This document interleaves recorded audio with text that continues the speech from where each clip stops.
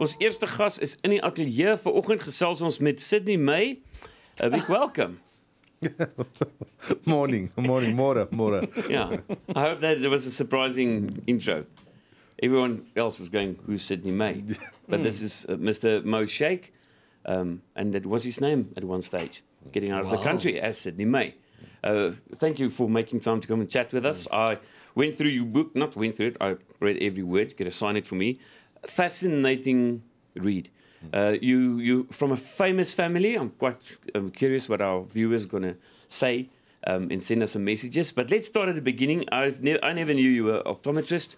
So just take us growing up. We're going to get to being a spy, and I've got some serious questions just about this current state and what's your views, because you've been coming with the ANC for a lot of years, or the whole country. So just a little bit of background. Growing up, big family, 5 brothers. Yeah, growing up in a big family with 5 brothers is very, very interesting. Hand-me-down clothes, you know, and of course when we got a bit older, some girlfriends get a bit confused who they're dating, and but got to university, and the university was very interesting in the sense that it was supposed to be an Indian university. Yes.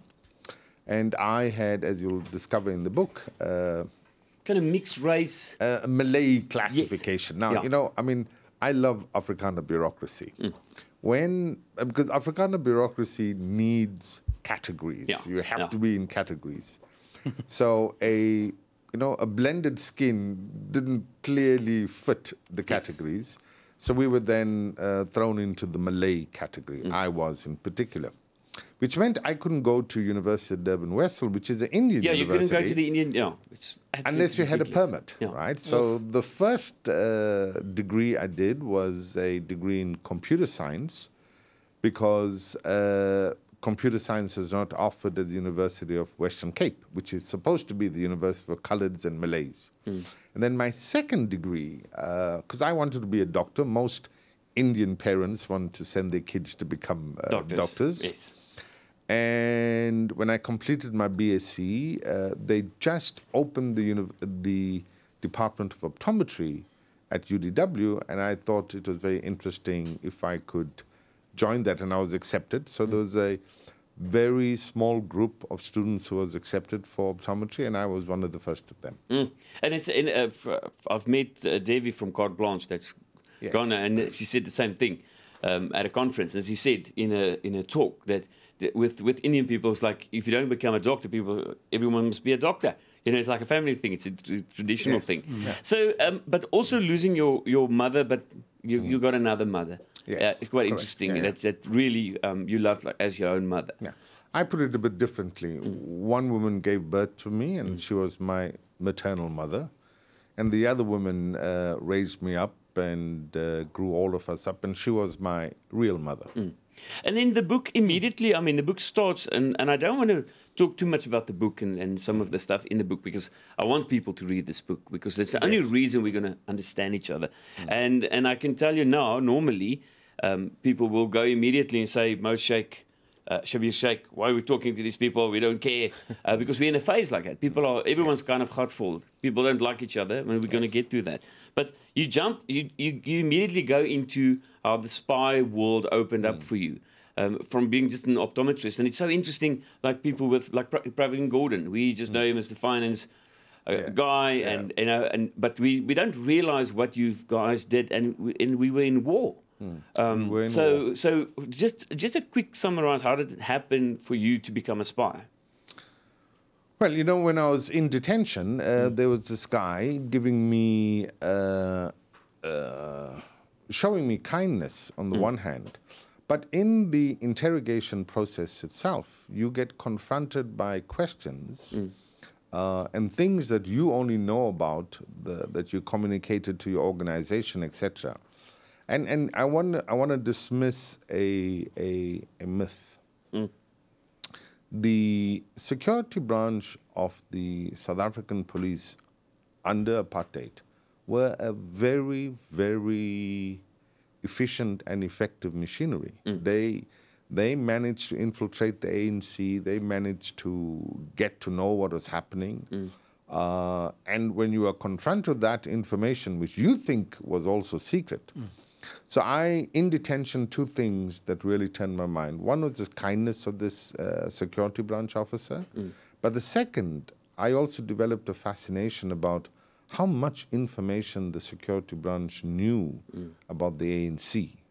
And of course, if the ANC was going to become anywhere near as a professional, a liberation movement, it had to master intelligence, and which is a very specialized art and skill. So that person in the book you call the Nightingale, and it was not a double agent, it was someone in the security branch that was giving you information. It's fascinating read, and you will never say his name. No, that's the bond him and I made. Damn it. And I will never reveal that name. Curious. I'm really. Can't you just do it? Can't you make a deal if both of you not here anymore, you can reveal his name? Oh yeah, if both of us are not around anymore, do that. then Just do that. So, Tell one of his kids to say, just do it on Facebook. And I want to talk about ANC Botha because I couldn't find anything, not even a picture of him. And then just one comment. Isabel says, "This is a miracle. A dead man that looks so good. Well done." So she's got the wrong brother. Oh, she's got the wrong brother. Yeah, it's a normal Isabel, thing.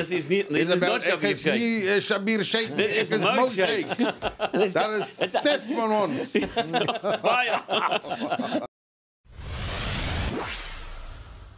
Ons gesels met Moe Shaik oor sy boek The ANC Spy Bible, Surviving Across Enemy Lines. Just quickly, we're going to get to Shabir with people asking, and it's not a problem because you spoke about it in the book. But let's just get back to the when you were in detention and solitary confinement. And this person, and I know, I mean, that's why I say it was war. Yes, it was war. Yeah. But ANC Botha, Lieutenant Colonel ANC Botha, I can't find a picture because I'm always curious, and I'm good with that, with Google. I can find people. And I saw what he said with the TRC and everything, but it's as if he disappeared. Yeah. Is he still alive? I believe he's still alive. Yeah. I believe also that he's traveled extensively after that. He was also part of a process, I think, that went to the United States, where he shared his stories, etc. I'm hoping to meet with Henty. Just we could have a cup of coffee and really try, get over the war. Get over the war. And I mean, in writing this book, I must tell you that it's been very cathartic for me. Yes. Really. I can now tell you that I have dealt with many of the issues that plagued me for decades. And I would like that to be something also for him and many other security branch people who I know are suffering their trauma in silence. And they too are South Africans. Yep. And they too should be given the right to be able to deal with the trauma that they had suffered as a result of taking jobs that had to keep the apartheid system intact. And just for context for people, I mean, the interrogation was ruthless. This ANC Botha was, I mean, it was this stuff, and especially your Eunice, your other brother. It was at such a stage where the doctor will say, this is now enough. So I can't even go on live television to tell people what they've done to you guys. And I think that's, for me, brings a balance to really know why, a background of someone. I always saw pictures of you, but I never knew how much you suffered. And there's one story that really upset me was about the rat in the cell. Not having seen people for months, and there was this rat, and you shared your food with him, and then one day he just disappeared. Yes. So, I mean, it's a real and honest book, and that really touched me. To say, and exactly, for you to say you want to sit down and have coffee tells me of a forgiving heart.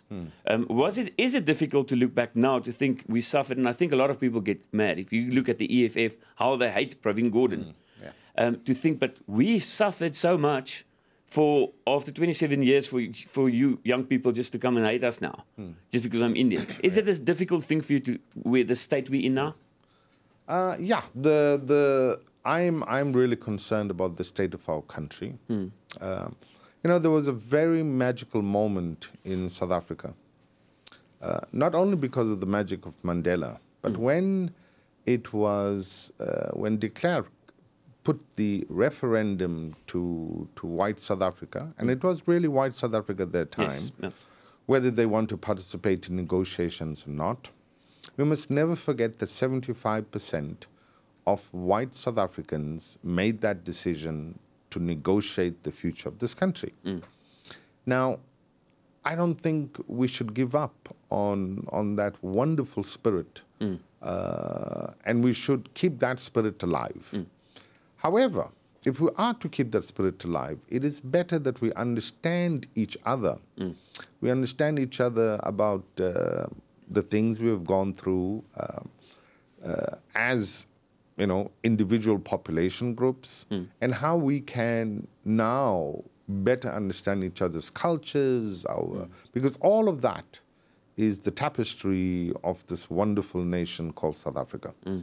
And I just think that we are all withdrawing into our own little cliques and little clans, and we are missing out on a great opportunity to do something incredibly unique in the world. We are a country celebrated for coming together in the middle of the war to negotiate. That has to mean something. It has to mean something then, it has to mean something now, and it must mean something in the future, that whenever we are in trouble, like we are economically and otherwise today, we must come together, not as separate groups, but now we come together as South Africans with common problems to solve in our own country. And let me tell you, this is indeed a beautiful, beautiful country. Exactly. So, a difficult thing, and for me that was the balance. Why I think you can also forgive, because it was espionage on both sides. You were interrogated to get information, and then with that information, they would kill people. Like the one lady, luckily after 13 years.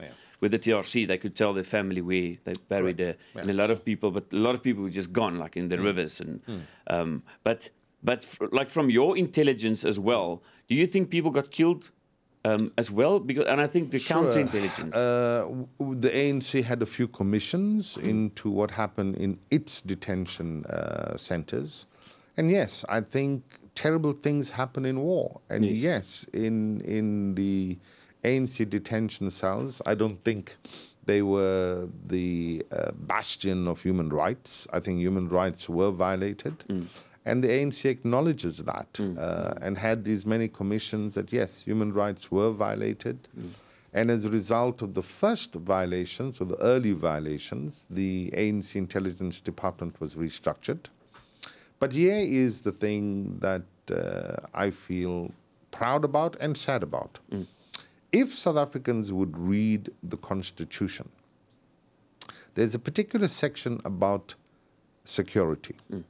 It is because we went through the brutality of apartheid, both perpetuated by apartheid and in our fight for freedom, we designed a chapter in our Constitution, which is the first in the world in respect of what you should or should not do, what are the values, etc. So I think we reflected the lessons we got from the past, and we put it in the Constitution so that we could bind future architectures of the state, what they would be allowed and what they will not be allowed to do. And that's a remarkable achievement. Just going to save a lot of people some pain. Exactly. So I'm going to talk after the news, and I want people to really stay tuned. We're going to talk about Jacob Zuma. We're going to talk about your brother. So, and it's quite interesting because, I mean, I never knew Shabir's role, what he actually did. So that's, hooplik maak het jou nuuskierig, maar ons gaan nou daarby kom. Ons gesels oor die boek, The ANC Spy Bible, Surviving Across Enemy Lines, is Moe Shaik in die atelier, en dan ook Sydney May, that was the paspoort, that was the name you travelled overseas as a spy. And it was the person who did that was amazing. But I don't want to give everything away. I want people to read this book, and I think we need it in South Africa to hear each other's stories. And then we said we're going to talk about your brother. So Shabir Shaik, for me, I remember the corruption case, and then he was in jail, and then they said he was terminally ill. But let's just go back to what his role was in the wartime and the spying time. I mean, he worked on the Hawala system. What was that exactly? Okay. And before he worked on the Hawala system, he was going to be, was identified to engage in what's called remote control detonations. So because he has a bit of an engineering background, and then the ANC was going to train him in remote control detonations, and the ANC decided that his other skills should be applied. And the other skills is the Hawala system. Now, for South Africans who do not know the Hawala system, with all the migrations that happen between people, how do you transfer money from one country to another country without that money going to the official money systems? Right? And that's the Hawala system. And he knew of it, and then he perfected it, which allowed monies to come into South Africa, so or monies to enter the money cycle, money that normally were oplang or undeclared monies to the tax authority could come into the money cycle, and the people who gave the money were then given their money in other countries in other bank accounts. So it involved banks, it involved the movement of cash, but money never physically left borders of the country. Now that system is what the Americans today study in regard to what is called terrorism financing. And the Financial Intelligence Center and the evolution of the Financial Intelligence Center monitors Hawala systems money movement, because that is the way terror financing occurs. And we were using this system way back in the 1980s. So that was Shabir's role, and he did it very well, because you'll recall that under apartheid, many organizations then became restricted. And as restricted organizations, they could not get any funding. So the Hawala system then substituted that funding so that the work of these restricted organizations could still continue without the security branch of the government being aware of it. Of course, the government benefited at the time. The apartheid government benefited because the money that was kept away from the money cycle re-entered the money cycle and eventually would make its way to tax and eventually make its way back into the fiscus. So now, was it a mistake to say he was terminally ill? Because people want to talk, because it's your brother. Okay. And for me, it was like, and just to bring context, Ismail, like today, said that there's nothing wrong with ANC supporting Zuma. Although we know Zuma was corrupt and he's going to be in court. And the thing that came up in my mind is this sentence last night, to say sentiment is bigger than the sin. Yes. And for me, it's like people that still heroes Eugene Terblanche. They don't think about the guy that's brain damaged, that's still alive today. They don't think about the guy he killed. Yeah. For him, he's a hero. And it's the same apply. You can't be mad at Shabir if he was acquitted, and we all think, yes, I thought he's dead. Okay. So how do you just personally handle it? Let me clarify something with the terminally ill matter. Yes. And I am deeply, not offended, I'm just deeply disappointed that most South Africans, and we have one of the highest rates of high blood pressure in South Africa. It affects the Afrikaner community. It affects certain indigenous populations or First Peoples. And it definitely affects the South African Indian population, or people who come from an Indian extraction. So we have a very high prevalence of high blood pressure. And this is why we have campaigns on the radio, etc., that please, it is called the silent killer. So let me repeat that. High blood pressure is called the silent killer because it kills silently. Shabir has a particular form of that high blood pressure, and I hope he forgives me revealing his medical condition on radio, because that is another right that all of us have, not to have our medical conditions publicly discussed, but I'm sure he will forgive me. he has a particular form of high blood pressure that is resistant to medication.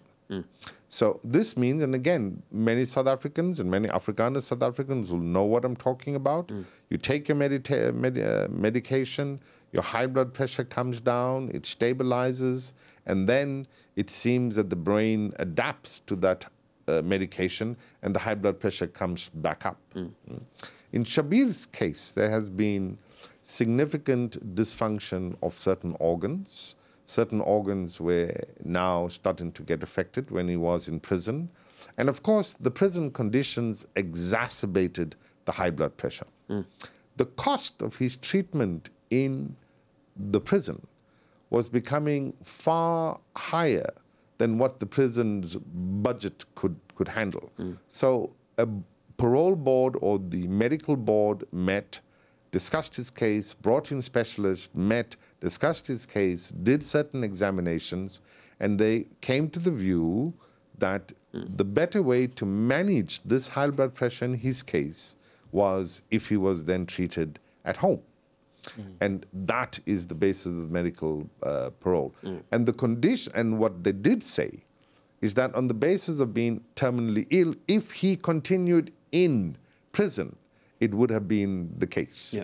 So he was then released, and he was released under medical parole conditions, and then all other conditions of prisoners applied to him, in the sense that he would have certain hours in a day that he had to be back home, and by good behavior, which I know this is something not Shabir is prone to, good behavior. The hours went by, and it is not for me to disclose, but I'll give a slight hint here. People should read the conditions of the last year's presidential remission that was given to prisoners. And by the way, it is now 15 years since he was convicted. His sentence may be over. So that's my view on Shabir. Thank you so much for being honest. Now, were you, wat is teleurgesteld? Disappointed with Jacob Zuma? Because I mean, you worked so closely with him, and I mean, he's going to court, and he's never going to end up in jail. We know, like politicians. But were you disappointed?